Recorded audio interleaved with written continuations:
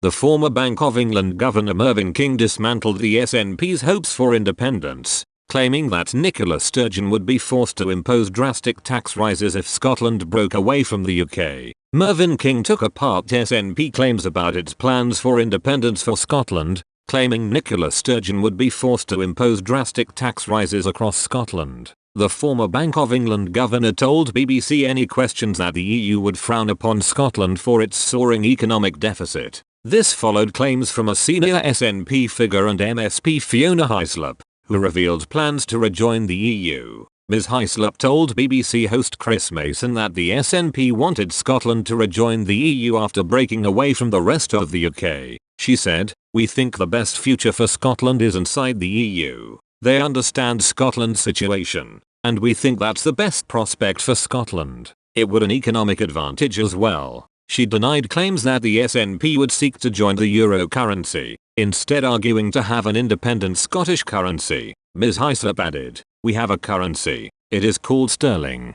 We will then move as fast as we can to set up our own currency, to have the central bank and financial regulation. This is essential. We cannot go down with Britain and allow ourselves to be cut off from the biggest market in the world. We want to be part of that family of cooperation, rather than stepping away from it." However, Lord King disputed these claims after Chris Mason inquired about the economic viability of an independent Scotland. The crossbench peer explained, "Scotland could be a successful independent country, but there would have to be certain conditions. The only sensible answer to the currency question is that they would have to continue using sterling. It wouldn't make sense and would be too costly to adopt a separate currency," he added. The EU would look askance at the current budget deficit in Scotland, which is 8.6% of GDP, and that is before COVID hit. If they want to join the EU, they will have to raise taxes of Scottish residents. Also in the BBC panel discussion, the Scottish Tory leader Douglas Ross rebuked Ms. Hyslop after she refused to rule out a second independence referendum next year.